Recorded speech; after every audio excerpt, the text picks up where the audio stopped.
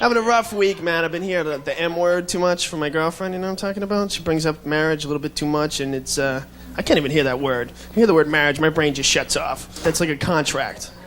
I sign this. I can't have sex with other girls for the rest of my life, and I gotta buy you a ring. Like, that deal sucks.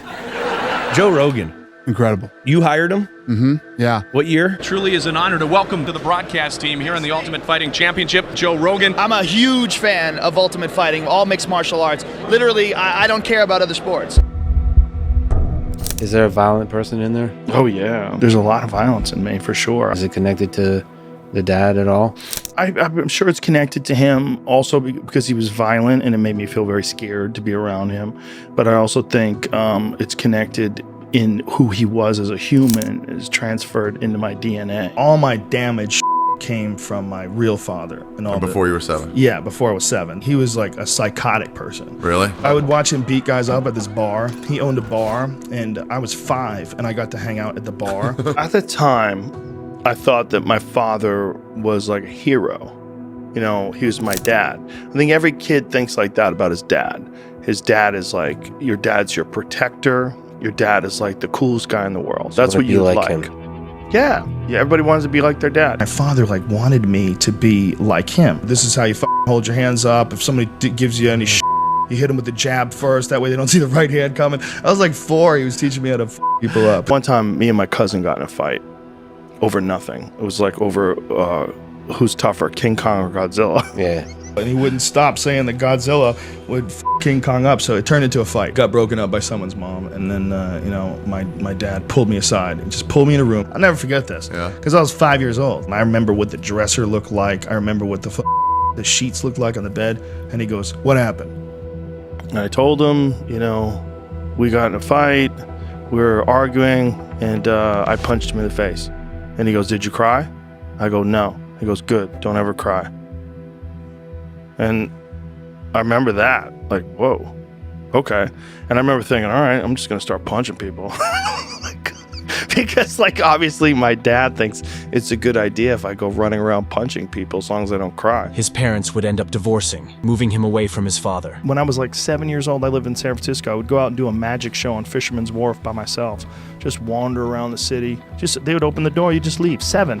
Can't imagine that. My mom worked, my stepdad was a really good guy, but no one was ever around. And when they were done working, everybody was tired. I was pretty humbled and really shy, real nervous. I didn't have a father anymore all of a sudden, and he wasn't contacting me anymore. Yeah. So all of a sudden, I'm like out here going, what the f is life? What am I doing? I was very insecure. We moved from San Francisco to Florida when I was 11, Florida to Boston when I was 14, always moving to new schools, always dealing with new kids. I was bullied. I was a little kid. I was never very big, and I got picked on, and I didn't like it. God damn it. I got to learn how to wrestle. I got to learn some martial arts or something. I want to figure out how to fight. So then I started taking karate, and then I started taking wrestling, like right after that. During my formative years, from the time I was 15 till I was 22, all I did was fight. That's all I did. That was my whole life. I won the Massachusetts State Championship 4 years in a row, came in 2nd place in the U.S. Cup. That was when I was like 19, 20. That was when I was at my best. From that, I realized that like these unconventional paths, they brought me something that I wasn't getting from regular life. It brought me self-esteem. It's the only thing that I'd ever done my whole life where I've said, wow, maybe I'm not a loser. Right. Like I kind of thought I was an outcast and a loser. And then all of a sudden I was successful at something only because I was obsessed with it.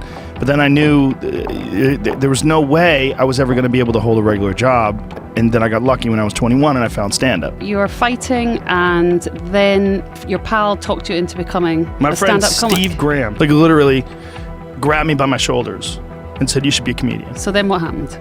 I went to an open mic night. Tonight's show features the comedy of Joe Rogan. I was so terrified. It was in Boston at a place called Stitches, August 27, 1988. If you date smart women, they ask tough questions, you gotta give them real answers, right? Date bimbos, they ask like real easy questions, you can tell them anything, right? What are you thinking about? Corn. Folks, you guys been a blast. I've been Joe Rogan. I remember the feeling of being able to make a living with just stand-up. Yeah. In my beginning, it was super shaky.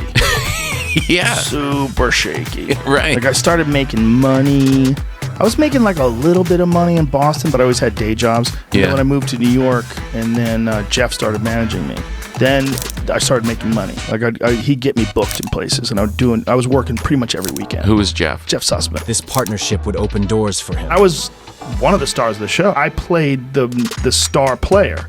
It was about a baseball team, a f***ed up baseball team. And I was the guy who was always causing trouble and wrecking his car and going crazy. That got canceled. All of a sudden, I'm on news radio working with Dave Foley and Andy Dick and Phil Hartman with no acting experience. I'm like, what the f*** is happening here? What's going on? Like, I stumbled into that show.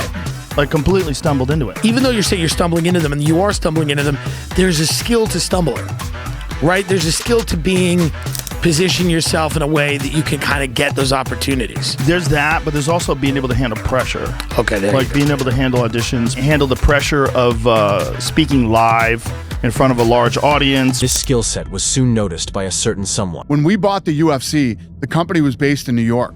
So I jumped on a plane, flew out to New York, and started cleaning out the old offices. I was emptying all these boxes, and I had a VCR because they had tapes for days. I mean, I must have watched 250, 300 tapes. So I popped in this tape, and there was this talk show, and they had Joe Rogan on there. How are you? Explain this to people that don't know. Ultimate Fighting, you can do whatever you want. There's Not no anymore. No, it's not exactly that way. Like, there's always been questions in the martial arts, like what if a karate guy fought a judo guy, and what the Ultimate Fighting Championship did is say, let's find out, and they threw them all together. And I was like, man, this guy knows what he's talking about. He's smart, he's funny, he's articulate.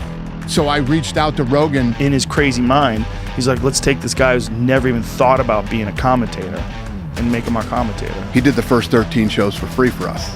Yeah. You know what I mean? That was at a time when we were hurting, and he's like, wait a minute. Just get me there, get me and my friends tickets, and I'll do it. I did that, and the rest was history. Phenomenal fight. I can't even believe it's real. I can't even believe it's going to happen. It's going to happen right here because... I didn't know what the f*** I was doing. I just would see what was happening and start talking about it. This is a very, very exciting fight for me. To me, this is like Christmas, my birthday, Happy New Year, April Fools, whatever.